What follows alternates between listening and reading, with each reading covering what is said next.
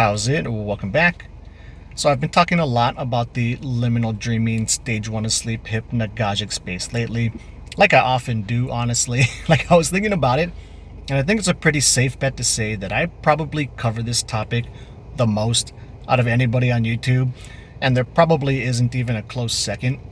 But typically when I'm talking about it, I tend to focus on the visual aspect of it, just because that has been what has come the most naturally to me over the years.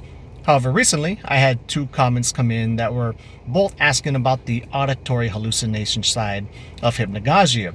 And I actually shot video responses to both of those comments already. I just haven't gotten around to posting them yet. Like, I got a pretty big backlog of videos to go ahead and post. But as long as I remember, I will try to post both of those videos before I post this one. But a quick recap of it is, yes, you absolutely can have auditory hallucinations in hypnagogia.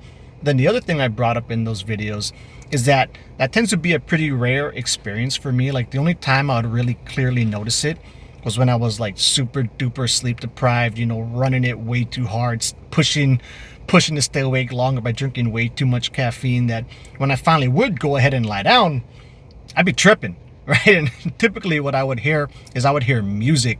And it's not too surprising to me because I know to possibly expect it.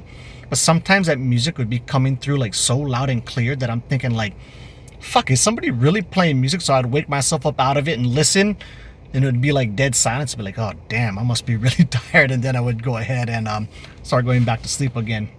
But so I just shot one of my video responses to this yesterday. So last night when I was going to sleep, I thought I would go ahead and try to focus on the auditory side of things.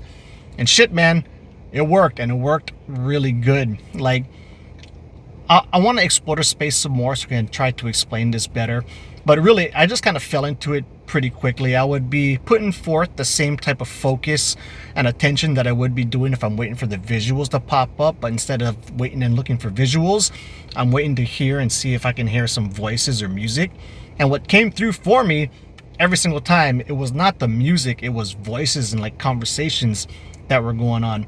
And then the other cool thing I noticed too is that when the hypnagogic imagery was very soon to follow after I would start hearing these voices, is that the imagery, not too surprisingly, would be of like people talking or like faces and things like that. And a lot of times when it comes to just me playing around in the hypnagogic state, especially early on when I'm trying to purposefully bring up images, because you can do that as well, that typically the easiest things for me to picture are like scenery, like a mountain type scene, or a room or something like that, where just a couple nights ago I was playing around in it and I noticed I would see like a side of like a bus stop and a corner bus stop, but it wouldn't be necessarily filled with people.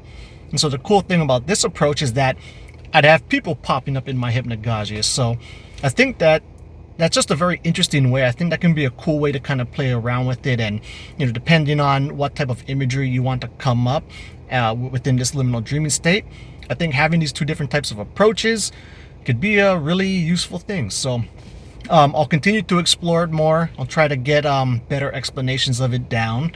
And then, yeah, I can whip out a whole video series on trying to control your hypnagogic state using auditory hallucinations instead of visual. So thanks for those comments. I think this led me down a cool new path and gave me something new to test out. And that's it. Until the next video, keep your hypnagogic practice legit.